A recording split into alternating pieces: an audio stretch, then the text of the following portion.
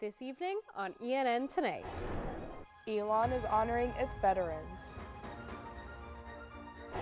And on this Veterans Day, Elon hosted a highly ranked speaker. See how students are feeling about the election results. Those stories and more, ENN Tonight starts now.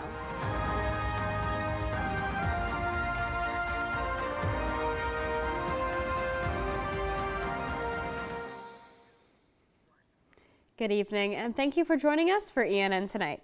I'm Abby Gravely. And I'm Abigail Hines. Happy Veterans Day.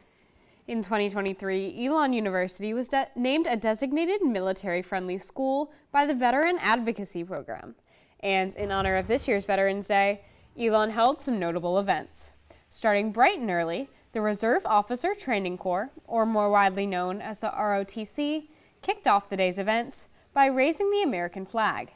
After being the one to raise the flag, Elon's sophomore Trinity Wilson told ENN what being in the ROTC means to her. Unit itself, like the enthusiasm there, I always feel like I'm there for a higher purpose, and like to always remember not to sell myself short, because I am doing this to eventually protect my country, and they let that be known. When we get there, it's never like, oh, like you're here to have fun, you're here to be good while you're in this program. No, it's you're here for an overall goal, which is to be in the Air Force military.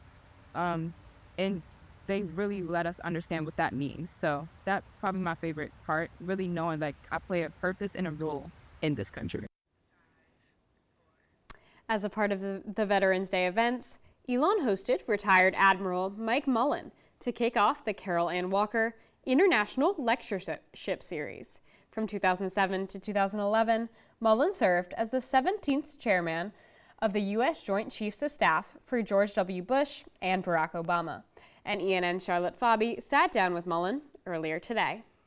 So can you tell me a little bit about why you're here today at Elon? Well, I was asked to come and give this inaugural Admiral Ted Walker speech, and coincidentally, I knew Ted Walker, who was an extraordinary guy, not just generous, but he was also a character, and he would, in my view, do something like this to perpetuate, and I know, if I understand it right, I think his kids went here, and he's been associated with Elon for almost a half a century, so it's a real privilege, one. And then secondly, to be able to come on Veterans Day and speak to an audience that is, one, very supportive of veterans, two, has a lot of veterans in the audience, and to try to focus on the issues of the day that are affecting veterans, from employment to health to education.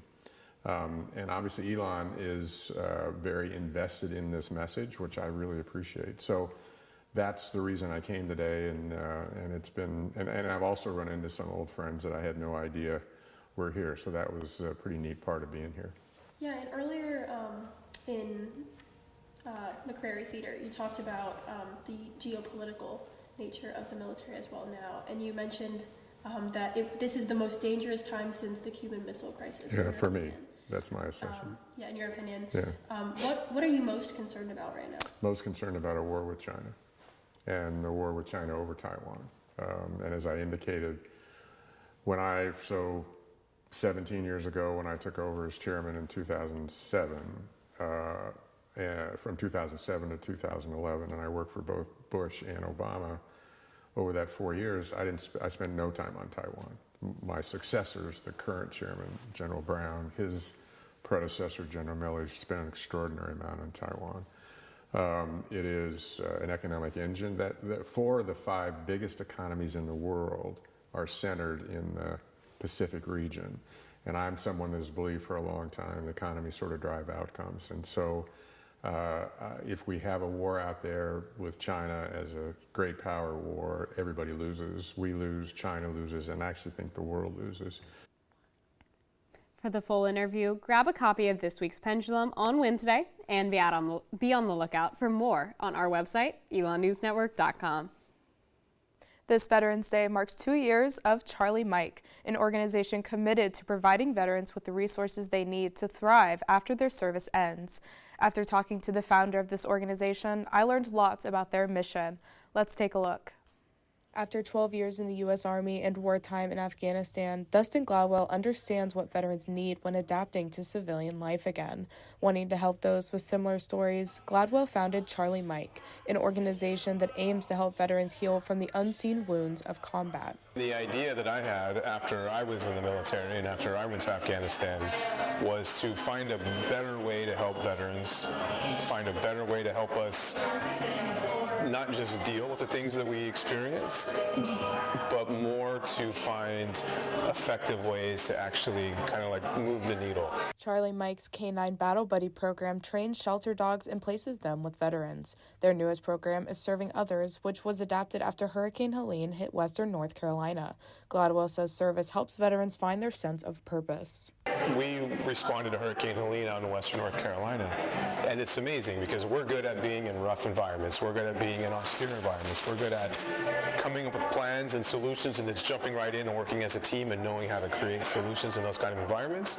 Charlie Mike's The Commissary in downtown Graham helps fund these programs. People can buy pastries, coffee, and other items where all of the profits go to their organization. All of our profit, above and beyond our revenue, all just goes right back into the organization as another way to generate funding for the organization so that we become a little more self-reliant, a little more self-sufficient, and then that way we don't rely 100% on donations and fundraising. Next Monday, the 18th, the Truett Center for Religious and Spiritual Life is hosting guest speaker Rami Davidian.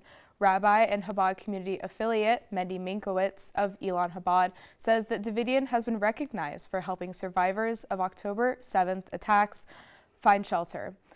Elon Chabad is co-sponsoring the event along with other organizations, including Elon Hillel and Stand With Us. According to Minkowitz, Davidian will share his story with the Elon community alongside Millet Ben-Haim, one of the people he saved. This event will take place in Whitley Auditorium at 7:30 p.m. According to Elon Chabad, security will be present. After the break, see how students are reacting to election results. And the Alamance-Burlington school system is seeing some new and familiar faces on their board this next year. You can take Link Transit to Burlington, Graham, Mebane, Gibsonville, or within Elon. Elon University students and staff can ride Link Transit for free after showing an Elon ID. Blue Route 3 comes by every 90 minutes Monday through Friday with certain hours on Saturdays. And for more information on Link Transit, please call 336-222-5465 or visit the Link Transit website. Whether it's our stories, the warmth of our laugh, or our family's secret sauce, we all bring something different to the table. So make some space. The power of connection is waiting right outside your comfort zone. Learn how you can help strengthen your community at belongingbeginswithus.org/teamup.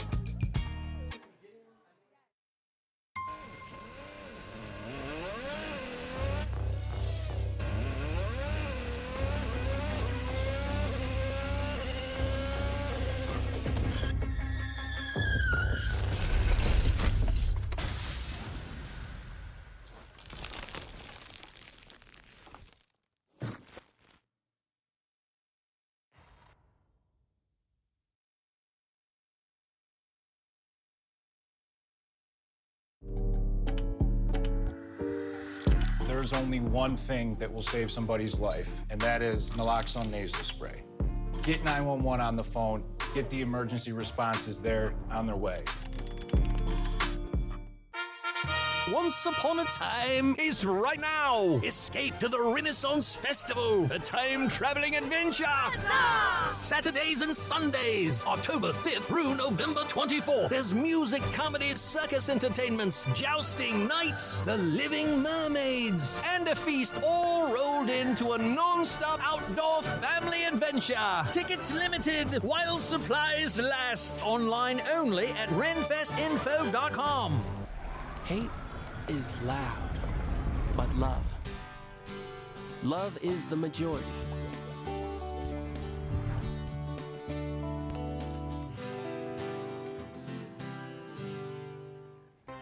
North Carolina has elected a new governor as of last Tuesday. But for something you might not have known, Josh Stein will be North Carolina's first Jewish governor.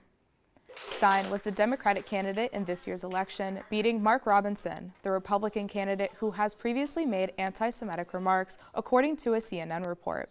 Becoming North Carolina's first Jewish governor, Stein made history. Chabad at Elon's campus connector, Luke Silpe, said in a statement to ENN, "As an active member of Chabad at Elon, Jewish issues both on and off campus are a high priority to me. For the governor's race in North Carolina, I did not vote for any candidate because, as a registered Republican, I found it difficult to support Josh Stein, while at the same time, I definitely couldn't get behind Mark Robinson.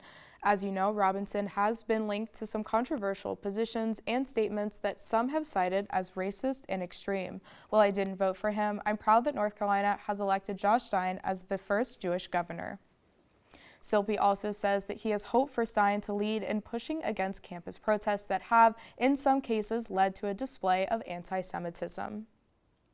After returning to campus this semester, the Elon Democrats hosted several events throughout the election season. Now that the votes are in, our Alice Morrisey has their reactions to the recent election.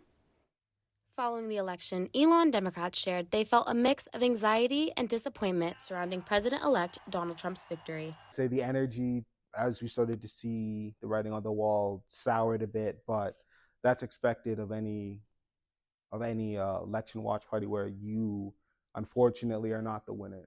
I'll say like it was a lot of emotions. I still feel the remnants of that fear, and also there's some frustrations in there as well. I think the entire day, the vibe was so off on campus.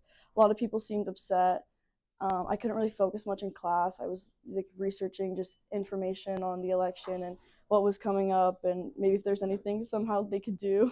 You know, some pessimistic feelings about the way the election went, but you know, that's natural for whatever side should win or lose, you know. Despite these feelings, the Elon Democrats are not discouraged, offering an overall message of hope for the future.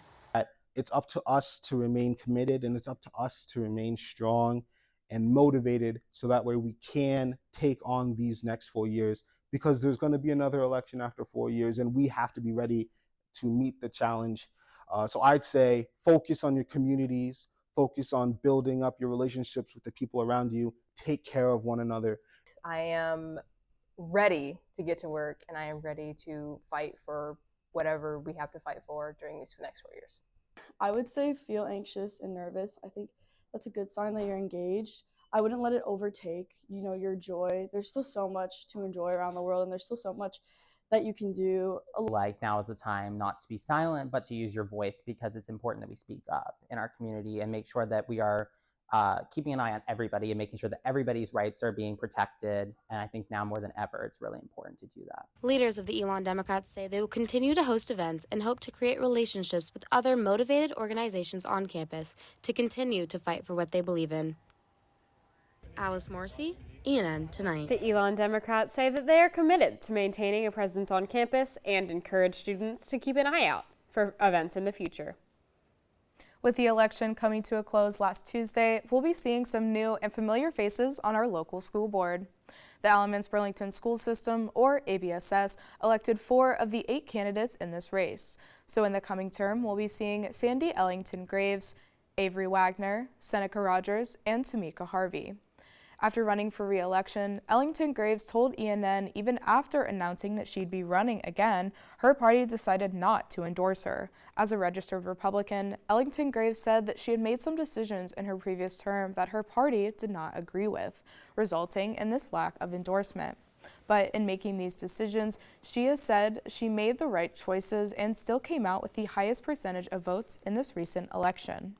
I learned a lot. I lost a lot of friends, but over the past 4 years, but I've also learned a lot. And I think it's important that when you make a decision, you have the courage to make that hard or that challenging decision, but then you've got to have the courage to stand behind it too, or that conviction. And that's something that I really learned this past year, and a lot of different challenges that we face as a school district. You know, everybody leads differently, and I just want to make sure that at the end of my term, I can feel good about the leadership I gave the county. Ellington Graves says that one of her biggest focuses this school year is to keep up with the academic performances of these children. And now that the country has elected a new president and the race is over, Olivia Berger checked in on how everyone's feeling. Now that the election results are in, I took a walk around campus to see how students were feeling about the presidential election. Now, let's take a look. I'm not feeling too good about it, I can't lie. Not the way I wanted to turn out, but have to just accept it and move on. I'm a little bit disappointed and scared, but you have to just be okay with it. I'm feeling rather satisfied with the results. I'm feeling rather swell, feeling good about it. And for the vibes on campus? I feel like the next morning was really strange because the vibes were really off and in classes there was a lot of stress going on. I think generally the vibes on campus are very mixed, but in terms of the day after the election, campus was quite quiet. I don't know if that's because of people being upset or people being scared to celebrate. And to those that were disappointed, let's take a look at what they're looking forward to for the next 4 years. I fear not, sorry. I think you can look forward to the country being a little less divided because everybody will accept it a bit more. And in opposite fashion, those that were happy with the results said, Not really, no, I think we're in good hands, so yeah. I wouldn't say I'm worried about anything. I'm mostly excited. As you can see, students have mixed feelings about the results. Now we'll just have to wait and see what happens next. Olivia Berger, ENN Tonight. With this range of emotions across campus, all are still watching as results of both the House and Senate are still slowly coming in. I was up close and personal at the Elon men's basketball game. And after the break, I'll show you the ins and outs of what happened during the game itself. And it's looking a little more chilly out. Fall is finally approaching. Stick around for your Phoenix 5-day forecast. You can take Link Transit to Burlington, Graham, Mebane, Gibsonville, or within Elon. Elon University students and staff can ride Link Transit for free after showing an Elon ID. Blue Route 3 comes by every 90 minutes Monday through Friday with certain hours on Saturdays. And for more information on Link Transit, please call 336-222-5465 or visit the Link Transit website. Whether it's our stories, the warmth of our laugh, or our family's secret sauce, we all bring something different to the table. So make some space. The power of connection is waiting right outside your comfort zone. Learn how you can help strengthen your community at belongingbeginswithus.org/teamup.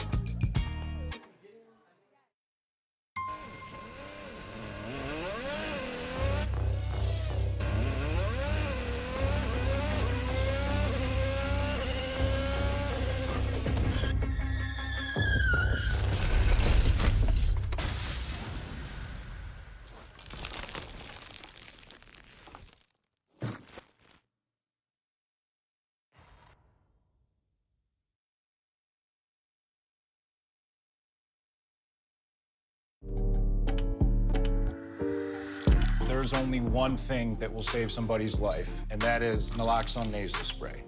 Get 911 on the phone, get the emergency responses there on their way. Once Upon a Time is right now. Escape to the Renaissance Festival, a time-traveling adventure. Saturdays and Sundays, October 5th through November 24th. There's music, comedy, circus entertainments, jousting, nights, the living mermaids, and a feast all rolled into a non-stop outdoor family adventure. Tickets limited while supplies last. Online only at renfestinfo.com.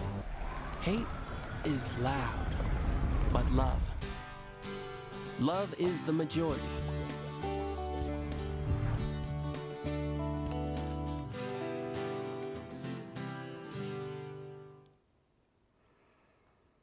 Elon men's basketball played their home opener against the Blue State University Rams this Saturday. Our Kathan Gandhi was at the game. Kathan, how'd things pan out? Yeah, thanks, Abigail. After a competitive game against the UNC Chapel Hill Tar Heels last Monday, where the Phoenix actually led 71-69 with about 6 minutes left in the game, Men's basketball was looking to open strong, home against the Bluefield Rams.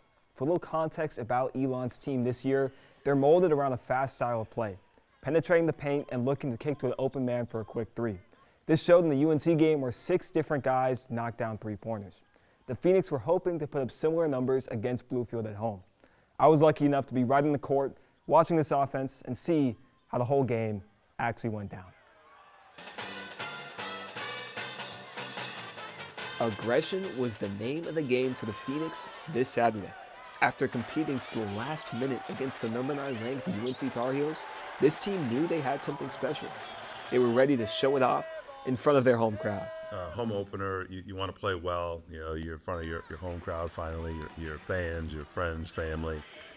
So we wanted to come out and play well. And there was good energy in the building tonight. So it was fun for us just to be able to come out. And we wanted to respond to that energy that was in the building. This season, Elon is counting on 4 new additions from the transfer portal. That includes 7'4" big man Matthew Van Komen, who led the team with 5 offensive rebounds. Myself, I pride myself a lot in that. That's kind of one of my big things is rebounding, block shots, and points in the paint. Those efforts paid off against a smaller Bluefield team. Elon ended the day with 23 second chance points. That, on top of a strong performance in the paint from the team as a unit, really paved the way to a 103-66 victory. We have a lot of guys that can make shots and make plays, and you know, so that's really been a positive for us. So it's us just getting better defensively, getting more connected defensively, whether it's in transition or in the half court. Just continue to make progress and take steps forward there. As the Phoenix continue to play their non-conference schedule, they look to ride the wave of their early success so far. Kathan, Gandhi, ENN Tonight. And now Kathan is joining us at the desk to tell us more about the game. So Kathan, who are some standout players this week? Yeah, definitely Matthew Van Komen. He's a transfer 7'4" guy. He's super tall. I bet a bunch of people have seen him in the dining halls. So he got a lot of boards this week. Also, the brothers TJ and TK Simpkins both had great games offensively, so they definitely led the way to this huge victory.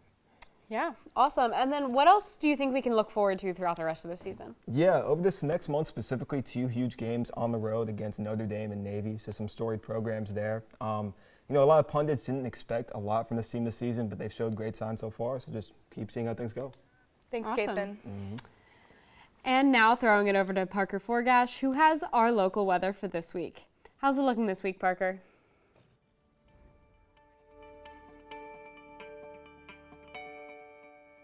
Thanks, Abby. We'll be seeing a cold front coming through Elon, so we're looking for some colder temperatures this week, with some spots of rain too. Time to break out those winter jackets. Now for your Phoenix 5-day forecast. Tonight we'll see a low of 47 degrees with clear conditions. Tomorrow will be a sunnier day with a high of 65. Tuesday's low will hit 32. Expect frost overnight as temperatures reach freezing. Definitely turn your heat up. Wednesday will bring some sunshine and some afternoon clouds with a high of 56. Thursday will reach a high of 52 with light showers throughout the day. And to start off your weekend, Friday and Saturday will bring sunny skies with temperatures in the 60s. On November 3rd, the clocks fell back 1 hour, marking the end of daylight saving time. This will bring earlier sunsets to our evenings and earlier sunrises in the morning. Sunrise tomorrow is at 6:52 a.m. and the sunset will be at 5:14 p.m. Students with evening classes, be mindful of the early sunsets as you walk to and from class. That's all I have for you. Now back to you at the desk. Thanks, Parker. Looks like it'll be a chilly one this week. Haggard Avenue was closed on Wednesday to feature a public art display. ENN's Angelina Fantaroni has more about what this event meant. The public art display, hosted by Elon University's Student Government Association, highlighted a feeling of hope, a day after the presidential election results were announced. You know, every day is different. Some people have good days, some people have bad days, and on days like this where people are so conflicted, it's important to manage your emotions. Several students wrote inspirational messages and drew pictures on chalkboards and the concrete. I wrote like giving more, because I think everybody needs a little bit of that, especially since like a lot of specific groups are feeling maybe a little empty right now and a little lost, and then also just like emphasizing using your voice for your choice. Students say they liked how the event brought everyone together, especially a day after a political change. I think it's a great community builder. People get together and share thoughts. Free burgers and desserts from local food trucks were available, while students could also listen to uplifting songs. Angelina Fancheroni, ENN Tonight. The Department of Political Science and Phoenix Policy Institute will host an After the Vote panel discussion tomorrow at 4:30 p.m. in East Commons Forum, room 102.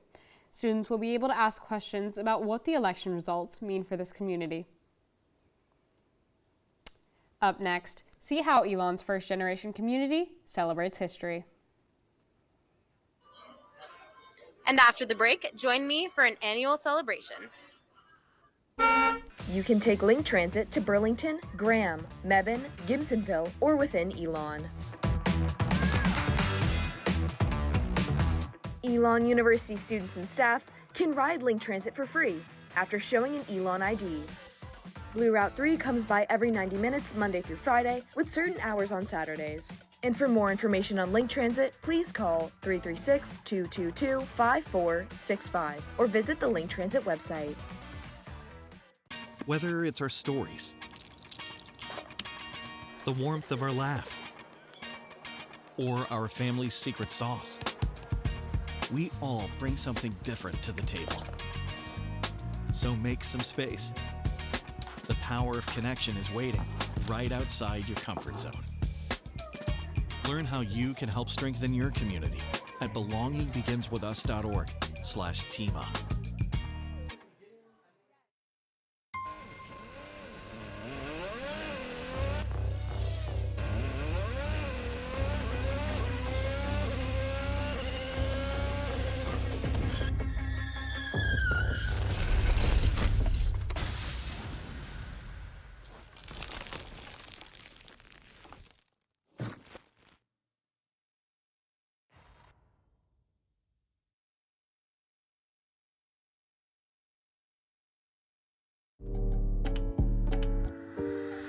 There's only one thing that will save somebody's life, and that is naloxone nasal spray. Get 911 on the phone, get the emergency responses there on their way. Once Upon a Time is right now. Escape to the Renaissance Festival, a time-traveling adventure. Saturdays and Sundays, October 5th through November 24th. There's music, comedy, circus entertainments, jousting, nights, the living mermaids, and a feast all rolled into a non-stop outdoor family adventure. Tickets limited while supplies last. Online only at renfestinfo.com. Hate is loud, but love is the majority.